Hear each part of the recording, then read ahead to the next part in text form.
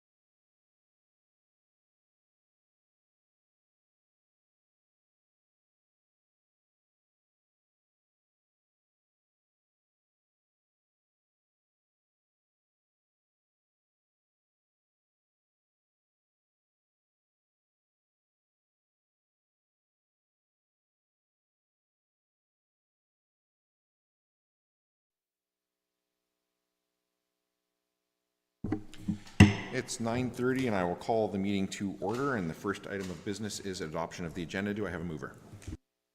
Deputy Mayor Green. Moved by Greg, seconded by Stewart, that the agenda be adopted as printed and circulated. Is there any discussion? All those in favor? Opposed? That is carried. Having adopted the agenda, are there any declarations of pecuniary interest and the general nature thereof? Not seeing any.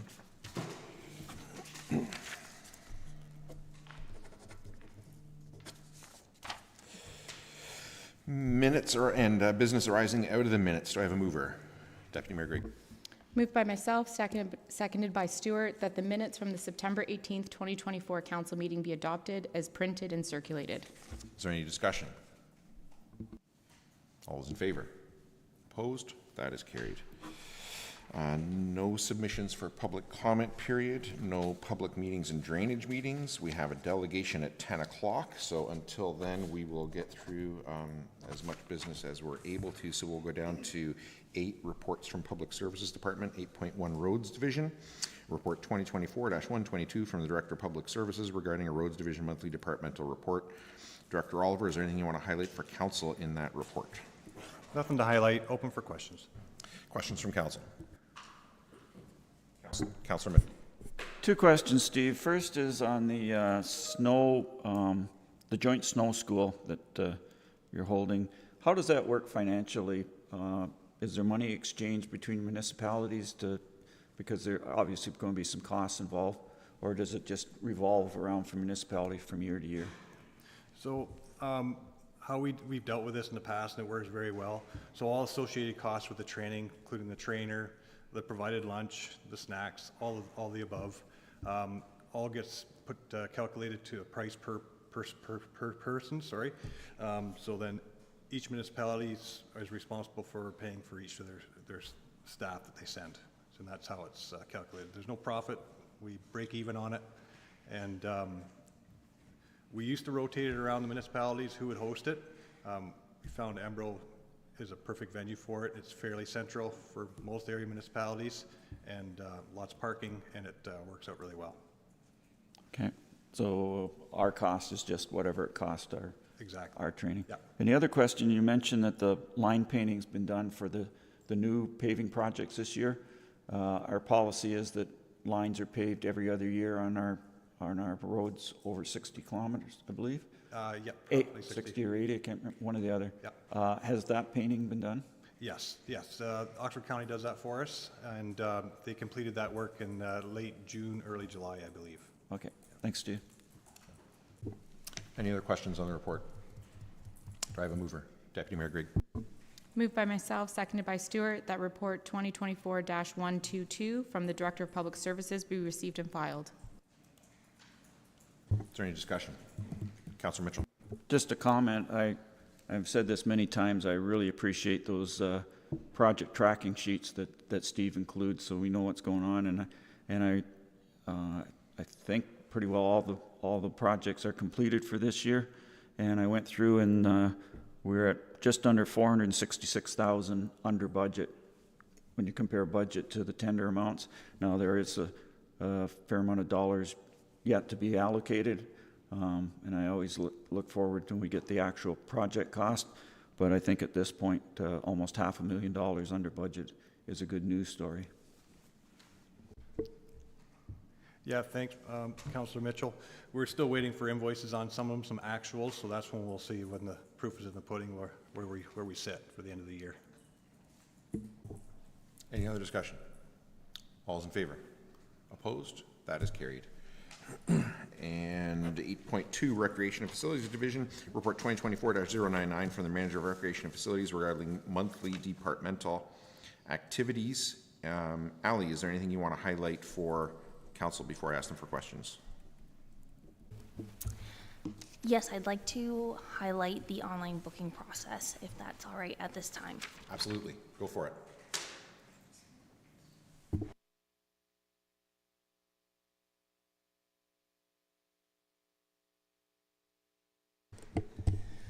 So the online... Actually, just before you start, I just want to verify, we're going to see this now. People watching this on YouTube, are they going to see that screen or the whole chain? That screen? Thank you. All right, so our online booking has gone live. So when you head to our website under Parks and Recreation, book a facility, and you scroll down, book online. So all of the bookings or the facilities that you're able to book online are here. So we have the BD Room, Embro Ice, the Embro Pavilion, the Small Hall, and Thamesford Ice. So for example, today I'll book some Thamesford Ice for tomorrow. So you can book, it'll provide you the date and times that are available here. So I want to book tomorrow at 11:30. I will choose myself. This page goes over all of the requirements. So insurance is a requirement now for booking, so you are able to upload your insurance right here if you have it. You understand about cancellations and refunds, so you click. Again, this is about facility rules, so you get a 50-minute hour, dressing room rules, etc. You agree. What are you using the ice rental for? So I'm going to be doing skills and training tomorrow. And then this is just a final coverage of if you aren't going to upload your insurance here, that you will send it prior to your booking. So I agreed to do that, add to my cart, and then I would go to checkout. So I'd be able to pay online here for my booking online. I get all of the information, proceed to payment, et cetera, et cetera. So that is the online booking process that's live right now. So these are all of the facilities we can use and book online. Anything else you want to highlight before I ask council for questions? Pardon? Is there anything else you want to highlight before I ask council for questions? Questions from council? Councilor Stewart. Thanks for that overview. It's obviously really efficient to go online and even do a last-minute booking if that's what you're looking to do. Someone who might see it as a barrier with the insurance, can you just speak to the typical turnaround time for getting insurance so that someone, if they wanted to do, as you were suggesting, next day type booking, how long would it take normally to get insurance? Absolutely. So there is one option that we provide the details online on the booking site. It's called Duo. It's an underwriter of the cooperators. So it takes about 3 to 5 minutes to gain your certificate. That's just one option. It is pretty quick and easy. Again, that's through Duo. But you are welcome to shop around and go to other options. But that is one that we do have all the links and a PDF on how to go through the process to get that insurance certificate right then and there. It takes about, I would say 3 to 5 minutes. Any other questions from council? Do I have a mover? Deputy Mayor Grady. Moved by myself, seconded by Stewart, that report 2024-099 from the Manager of Recreation Facilities be received and filed for information purposes. Is there any discussion? Councilor Mitchell. I was telling Ally before the meeting, in my 6 years on council, I've never got any feedback about recreation, pro or against. And last weekend, I got an email from a lady who has attended the yoga sessions and is just thrilled with them. And so I wanted to, for the first time in my career as a councilor, put that on the record that there's somebody in my ward that likes the recreation program. Job well done. Any other discussion? All those in favor? Opposed? That is carried. And 8.2B, Report 2024-117 from the Manager of Facilities and Recreation regarding applications to the Community Sport and Recreation Infrastructure Fund. Ali, is there anything you want to highlight there before I ask council for questions? Yes, I just wanted to update that all of the updates and items that are included in the report are in our 10-year capital budget plan. The reason for applying now is to save tax dollars in the future. Questions from council? I have a mover. Deputy Mayor. Moved by myself, seconded by Stewart, that council authorize staff to submit a grant application for Stream 1 of the Community Sport and Recreation Infrastructure Fund for $230,000 to support the proposed activities in Report 2024-117, and that council authorize staff to submit a grant application for Stream 2 of the Community Sport and Recreation Infrastructure Fund for $1 million to support the proposed activities in Report 2024-117. As the mover, do you wish to speak to that? Yeah, I think this is an easy one to support. Staff finding grant opportunities to fund some of the things that we're needing to provide the ongoing recreation service level for residents is a great thing. And I appreciate that information that these projects are not above and beyond the service levels that have already been set. These are just to support the ongoing delivery of those services and some potential for some cost savings that can have some positive budget impact or be reallocated to pull other projects up sooner. Councillor Stewart is the seconder. Any other discussion? Councillor. Yeah, I agree with the deputy mayor. This good work by staff to access these grants and put in the applications. As Ally's indicated, the Stream 1 is work that's already going to be done, and if we can get it done with a reduction of the impact in our budget, that's great. And the Stream 2 is potential impact on the co-build. Doesn't guarantee that I will support that project when we come to vote on it, but it certainly will impact my view on the financial impact of whether we go forward with that. Any other discussion? A couple questions from me, just to clarify. So these projects are already in our capital budget. The rate that they are, or sorry, the amount that's in the capital budget is the full amount of the project, not the full amount minus potential grants, but the full amount, correct? Correct. So I guess then, yeah, I'm done with questions. Anybody else before I speak to the motion? So I think this is excellent. I think this is a great example of why we should have a strategic plan and why we should have these items in a capital budget. So often with these grants, what the province or federal government is looking for is shovel-ready projects, and that's what they mean by shovel-ready. Like, you've already decided, you know, it's in your capital budget, you're ready to go, it is shovel-ready, and that enables our staff to go and pursue these things. Notwithstanding, as Councillor Mitchell says, there's still a decision point for council on the day of, do we in fact decide to go ahead with it? But we can make it shovel-ready and make us eligible for grants and then decide. But if we don't make it shovel ready by putting it in a 10-year capital budget, then we're not, I mean, you can't even apply, it doesn't matter. So I think this is a really good example of council doing its work properly with staff to get it all lined up. You know, say that we want these things, put them in the budget properly, get them shovel ready, and that enables our staff to go and pursue these grants. And then if council decides to do them, they cost our residents less money. So I think it's the right way to do it. Any other discussion? All those in favor? Opposed? That is carried. And 9, reports from Corporate and Protective Services Department. 9.1, Emergency Services, Report 2024-126 from the Manager of Emergency Services regarding monthly update. Chief, is there anything you want to highlight for council before I ask them for questions? Not at this time. Questions from council on the report? Do I have a mover? Deputy Mayor Gregg, have you got them all? Yeah, still me. Moved by Greg, seconded by Stewart, that report 2024-126 from the Manager of Emergency Services be received and filed for information purposes only. Is there any discussion? Not seeing any. All those in favor? Opposed? That is carried.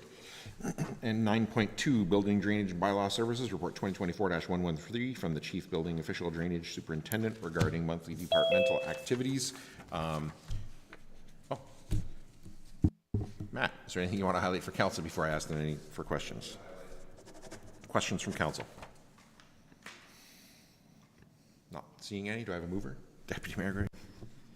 Moved by myself, seconded by Stewart, that report 2024-113 from the Chief Building Official / Drainage Superintendent be received and filed for information purposes only. Is there any discussion?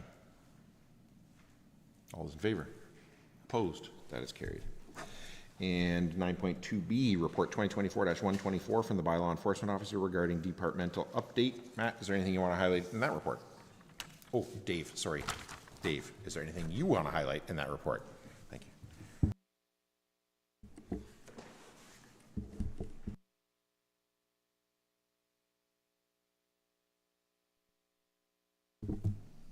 Sorry, what was that question? Is there anything you want to highlight before I ask council for questions? There is nothing I need to highlight. Questions from council? All those in favor? Sorry, I guess I need a motion first. Got it. Moved by Stewart, seconded by Greg, that report 2024-124 from the By-law Enforcement Officer be received and filed for information purposes only. Is there any discussion? All those in favor? Opposed? That is carried. Thank you. And 9.3, Financial Services, Report 2024-123 from the Director of Finance regarding the 2025 Budget Survey responses. Director Lauder, is there anything you want to highlight for council before I ask them for questions? No, nothing at this time. Questions from council on the report? Do I have a mover? Councillor Stewart. Moved by Stewart, seconded by Greg, that report 2024-123 from the Director of Finance be received and filed for information purposes only. Is there any discussion? Deputy Mayor Gregg.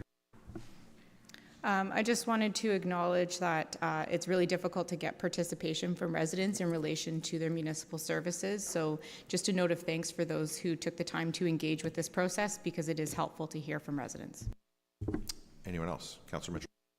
Yeah, a couple comments, and I think the results from this survey are similar to what we've seen in the past. When you look at the charts, and I put it down into percentages rather than the numbers, we're 59% the respondents wanted to maintain the various services provided, 18% said reduce, and 20% increase. So if you've got the majority that are in the middle, say maintain, and you get basically the same number, say reduce and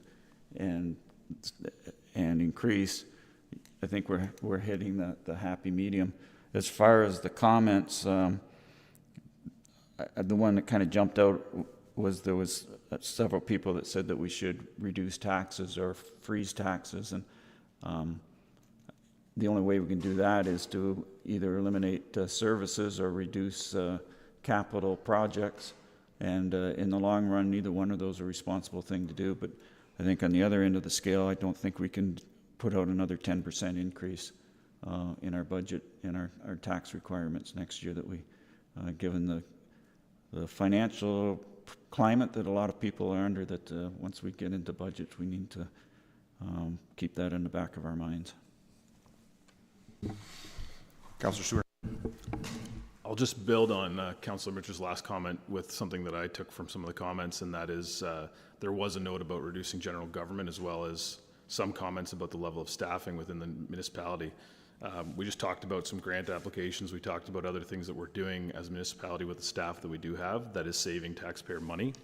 And I think that's a lot stronger money spent in the staff that we have here, as opposed to looking for budget cuts in that realm. Any other discussion? All those in favor? Opposed? That is carried.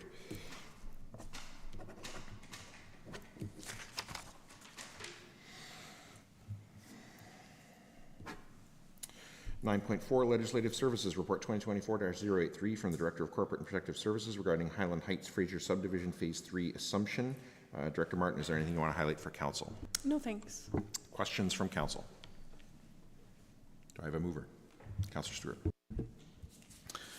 Moved by Stewart, seconded by Gregg, that Council pass bylaw 47-24 to approve full acceptance and assumption of the municipal works and services constructed and installed within Registered Plan 41M-354, Phase 3, Highland Heights Fraser Subdivision. Is there any discussion?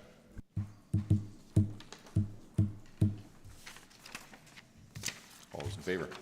Opposed? That is carried.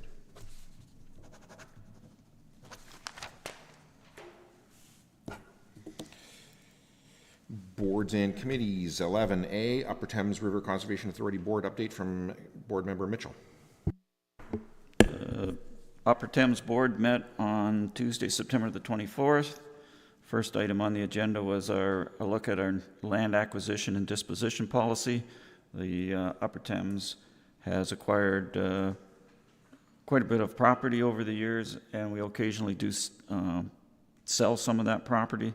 And so this is an update on the policy as far as how best to do that and what restrictions there are on sales and when we should be looking at purchasing property. We approved the issuing of an RFP up to $100,000 to hire a consultant to look at service level review in the planning and permitting department. That department is under pressure from increased building and also requirements from the province to get permitting done quicker. And at the same time we're finishing up the second year of our freeze on fees to what we can charge for those services. So the idea here is to take a look if there's a way that the department can become more efficient without increasing the costs of operation. We had a in-camera report on the the Upper Thames Land Inventory Report, and the Upper Thames owns somewhere in excess of 14,000 acres, and this report was required under the new legislation to be done by December 31st of this year.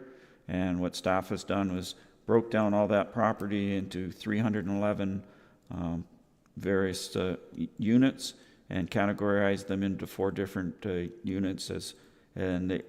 This inventory will go hand in hand with the previous acquisition and disposition policy moving forward. We had a update on the natural hazards policy, and we're in a transition phase between what the old policies were to what the new policies will be. And back in the spring, we had approved some interim policies that to bridge that gap, and just a bit of an update that those interim policies are still in place. A report on the regulated area maps, and that is an update in the mapping system, and that is they're doing in the London area first, and once they're finished with that, then they will spread out to other areas throughout the watershed. The township, the Upper Thames is working on an asset management planning update, and we got a report on that. Another thing that's required under the new legislation is a flood augmentation and erosion control operations plan, and staff is basically using their standard operating procedures to develop plans that are easily put out to municipalities, and especially the flood control people in the municipalities, so that there's better coordination between the Upper Thames and the local municipalities. And we had a report on the ice management plan, another part of the legislation, and we were told that unlike in some areas where in the spring bridging up of ice can cause flooding, it just because of the makeup of the Upper Thames, it's not a big issue with our in the Upper Thames. In the afternoon, I attended a Finance and Audit Committee meeting, and we spent a fair bit of time talking about budgeting going forward, and there again, it's similar to what we're doing at the township level as far as our approach to budgeting. In the past, the Upper Thames would come up with a capital budget and an operating budget, and then if everything went well and there was some surplus, that would go into reserves. If the budget appeared that we couldn't balance it without significant increases to the tax levy, that they would pull money out of the reserves. The problem is that a combination of doing that for several years to keep the increase in the levy at a low level, and the new legislations where we're not allowed to move reserve monies from one area to another as freely as we did before, has created some financial issues. So our focus now is rather than going budget as the primary and reserves as the weak sister, is that we're focusing on having healthy reserves and how we can use those reserves to have healthy budgets. So that's a lot of talk about money issues at the Upper Thames, as there always is here too. So that's what we talked about last week. Any questions on that update? 12, information items. There's 3 items there, A, B, and C. Any? Oh, is there a motion? Oh, sorry, Councilor Stewart. Moved by Stewart, seconded by Gregg, that item 11A be received and filed for information purposes only. Any discussion? All those in favor? Opposed? That is carried. 12, 3 items, A, B, and C. Any questions on any of those before I ask for a motion? Do I have a mover? Councilor Mitchell. Moved by Councillor Mitchell, seconded by Councillor French, that items 12A to C be received and filed for information purposes only. Is there any discussion? All those in favor? Opposed? That is carried. And Bylaws. Do I have a mover? Moved by Councillor Mitchell, seconded by Councillor Finch, that bylaw 47-24 be taken as read a first, second, and third time and finally passed, and further that the mayor and clerk are hereby authorized to sign the same and affix the corporate seal thereto. Is there any discussion? All those in favor? Opposed? That is carried. And items of community interest. Councillor Finch? The only thing that I have on my calendar is Pro Wind is doing a meeting at the Embro Arena on Monday, October 7th, from 7 to 9. Anybody have anything else? Councillor Mitchell? There's an event this Saturday, October the 5th, from 10 to 2 at Lions River Park in Thamesford. It's called Celebrate the Thames. It's a free event. The primary sponsors are the Thamesford Lions and the Upper Thames, and the secondary sponsors are Enbridge, Township of Zorra, the TD Foundation, and the Oxford Community Foundation. And the events will include horses, birds of prey, fish, turtles, the bookmobile from Oxford Library, and the Lions will be having a barbecue available. Anyone else? I would add on the 7th, this Monday the 7th, I'm attending A.J. Baker's home and school meeting to give them an update from the township's perspective on the proposed Thamesford Public School. And I believe you and I are both attending the Thamesford Public School, current Thamesford Public School home and school meeting to give the same update. I feel like there was another thing here, but I guess not. Anybody else have anything? Councillor, Sorry, I don't have the details in front of me, so that's why I'm hesitating, but there's the public meeting tonight in relation to the gravel pit in Harrington. in the Embro Community Center at 5 o'clock. Yes. 5 till I think 7:30? I don't remember. Yeah, my apologies for not having the details, but that is this evening. I Councillor, believe it was 5 to 7. That pit is in my ward, so I plan on attending that meeting. Councillor Stewart.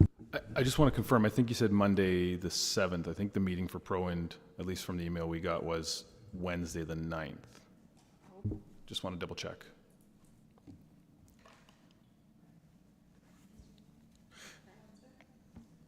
I have Wednesday the 9th at 7. Regardless, I would encourage people to look for ProWind's information on it, as they are hosting the meeting and we're not. So it's entirely possible that we do not have the right information. So I would encourage people to look for that information from ProWind as it's their meeting.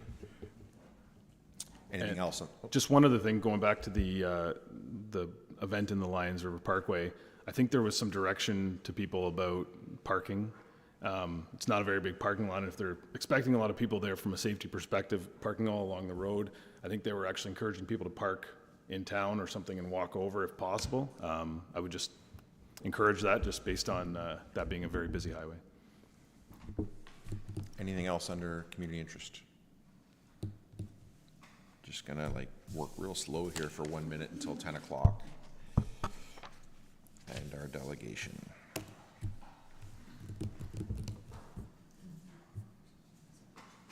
For the delegation. There isn't. Right.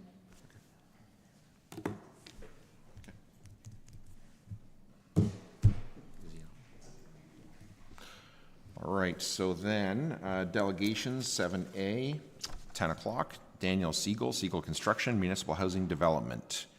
Daniel, are you online?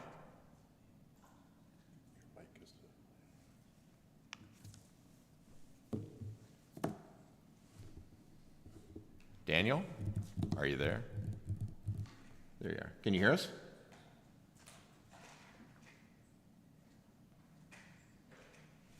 I'm sorry, if you're talking to me directly, the audio isn't very clear.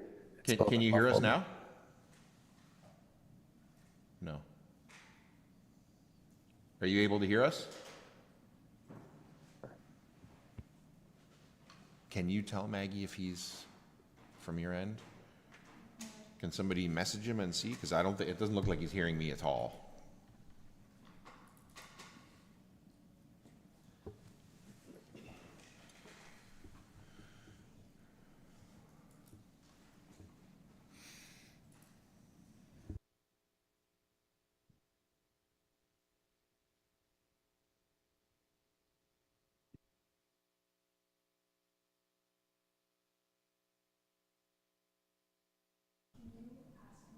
Can you hear us now, Daniel?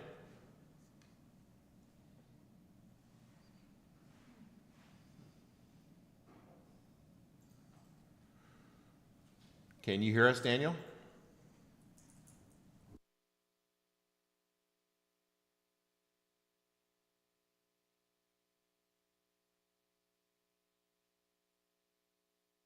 Maybe.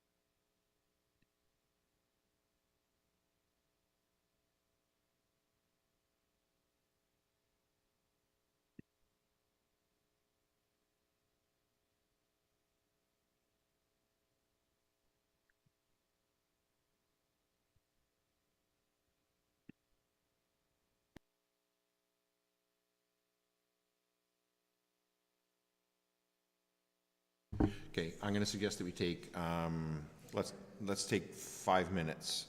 We'll come back at, well, actually, we'll come back at 10:10.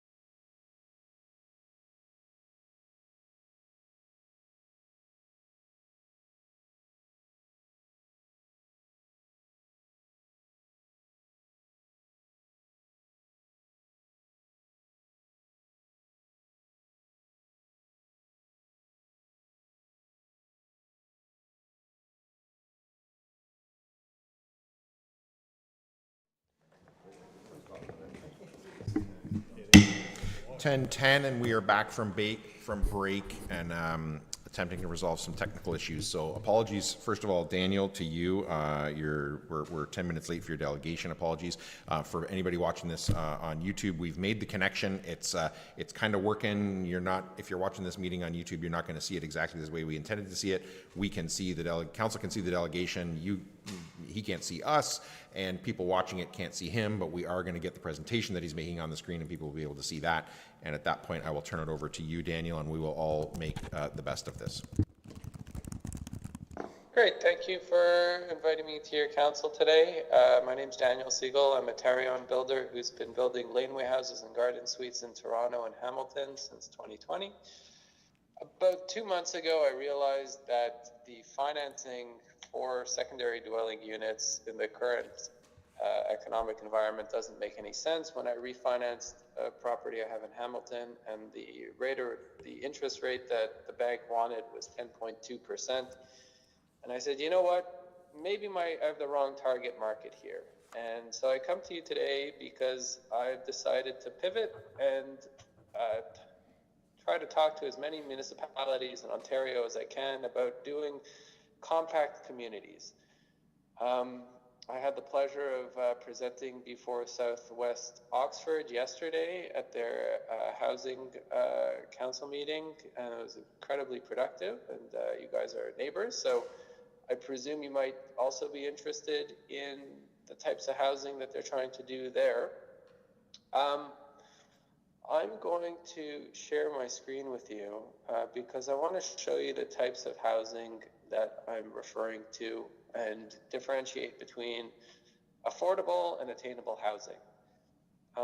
So this is a standard community that I'd be interested in talking more about. Let me just take a step back here and refer to the delegation agenda.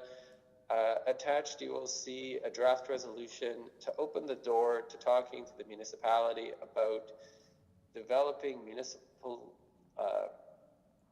partnerships with Segal Construction and maybe a third partner with somebody like Community Futures about developing these types of compact communities where the municipality would be the debtor, myself, the Tarion builder, and potentially another partner such as Community Futures who might be involved in the financing and maybe some of the oversight to take stuff off the hands of municipal staff. In any case, each one of these units, I'm trying to have for sale for somewhere around $300,000 to $350,000 per unit. Each one of these would be 2-bedroom, 1-bath, 680 square feet. They would be able to get a mortgage on their property, and presumably their mortgage payment would be lower than they're currently paying for rent. And the push here is for attainable housing. And attainable housing for me would be the type of housing your children or your children's children move into when they first move out of their parents' house and have a good paying job, but frankly are not willing to take on a $700,000 mortgage to start their family. So the goal here is to create a sense of community. The goal here is for the municipality to facilitate the construction of these types of houses and then exit the position within 6 months of the project commencing, because at the end of the day, what we want to do is build houses and then sell them. It sounds like a very simple concept. However, upper tier municipalities are generally under the assumption that for housing to be affordable, you need to run it as a landlord, and that frankly is not something I'm interested in doing. What I'm interested in doing is solving the problem, and that problem has to do with a problem with supply. The supply of these houses, you might be wondering, how come no one's building them? Well, the internal rate of return of each one of these is 10%. And last time I went to go see what the financing would be like on a project, they quoted me 15%. And granted, rates have fallen a little bit. Municipally backed debt is around 4.5%. And so a surplus of 5.5% on any scale project makes sense. Even if it's 8 or 9%, it's almost not even worth the headache for me to take on as a developer. And so I come to you today to show you why the numbers don't work for developers to build these things, and why a partnership with the municipality might be the best way forward. What else could I share with you?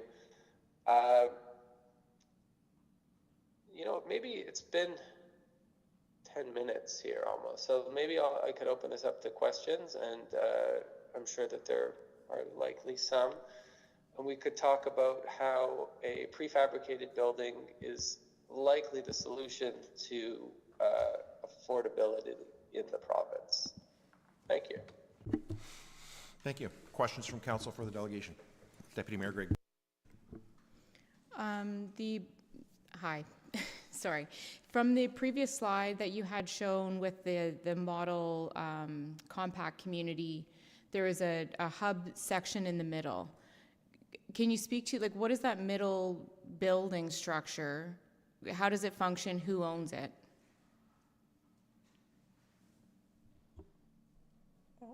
I don't think I can You're hear on you. mute. Yeah. Sorry, I just want to take one step back and answering the questions.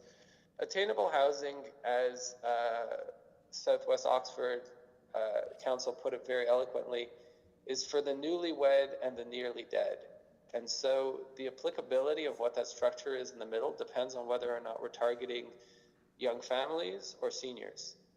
Like, for example, this rendering could easily be a dementia village. So a place where people with dementia come and are looked after, and in which case the thing in the middle might be something like a coffee shop and a hair salon. Whereas if this is a a compact community for newlyweds, something like a park or a dog park or something similar to that might make more sense. Fundamentally, I think it's about understanding the need. And at this point, I think that need needs to be a lot better defined before whatever in the middle is defined. But to answer your question, as long as the zoning is right for the thing in the middle, you could sell that off as just parcel land and let whoever buys it determine what goes there. But at the end of the day, my answer to you is it's way too early to talk about what that is or how it's dealt with. It's basically just a concept at this point. Thanks. Any other questions from council? Councillor Mitchell. Yes, you said you're based in the GTA.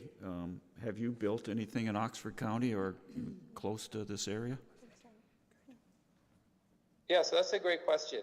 These communities are scalable and transferable. Everything is built, is prefabricated and arrives on a truck and put in place by a crane. We do that because the houses come with a CSA registration as well as a TARI on warranty. The key here is from the time the lot is pre-sold to the time we deliver is somewhere between 4 to 6 months. And we do that to be able to ensure the quality. Now,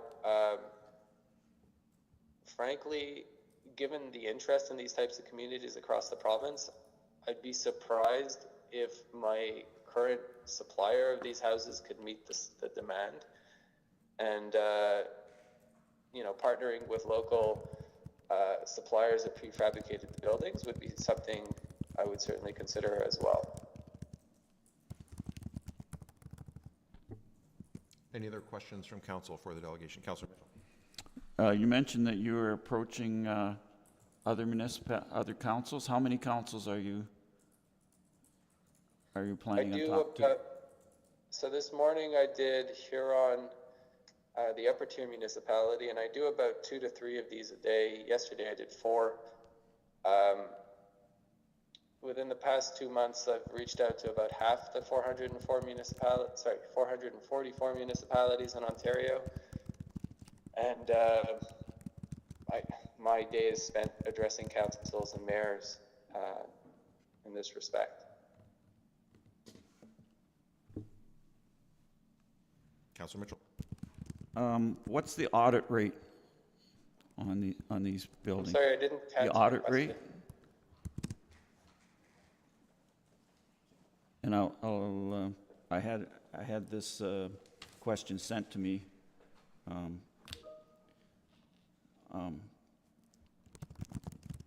Basically, the minimum, the inspection level on these pre-constructed buildings, as far as their fire, meeting building code and those sort of things? I'm sorry, I didn't hear the question. Are you able to write it in the chat, perhaps? Because it comes in muffled.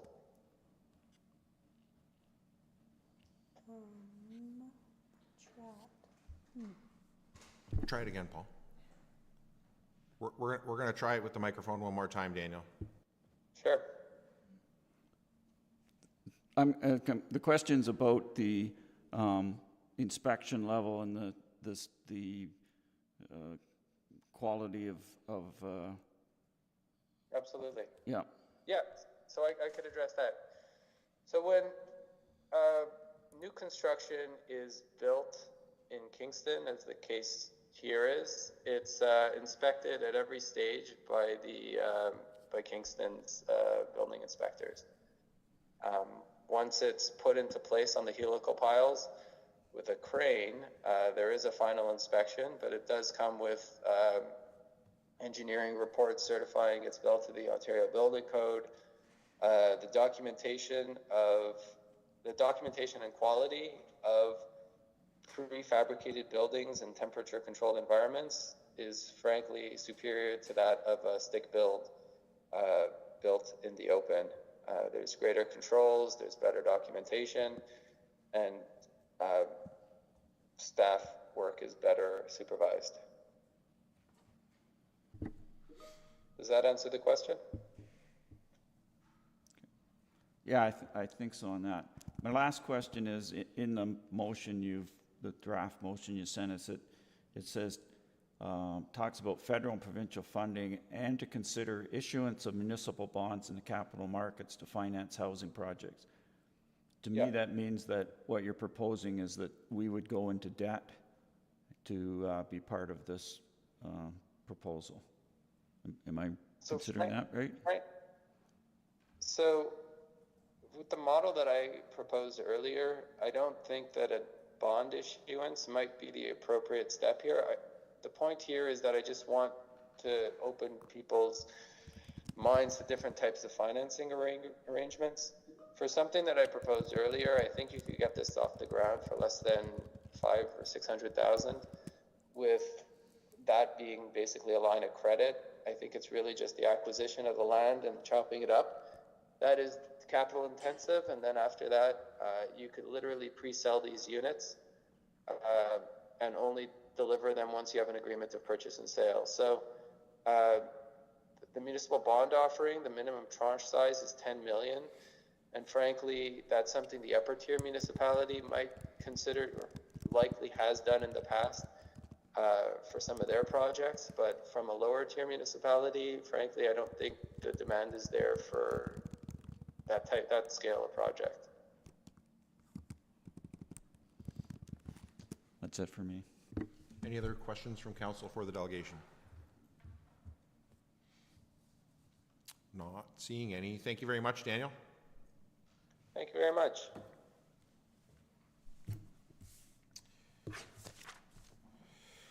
And just making sure everybody's good with where we're at. We're down to confirmatory and adjournment. Have a mover?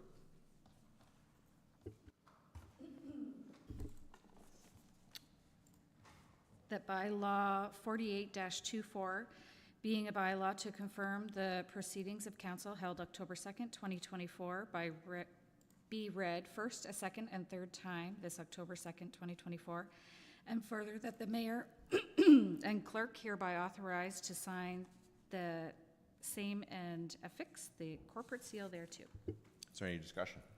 All those in favor? Opposed? That is carried. And motion to adjourn? Moved by Finch, seconded by Mitchell, that this session of council be now adjourned and hereby closed at 10:25, and that the next meeting of council be called October 16th at 6 p.m. in the council chambers at the Zorra Municipal Centre. Is there any discussion? All those in favor?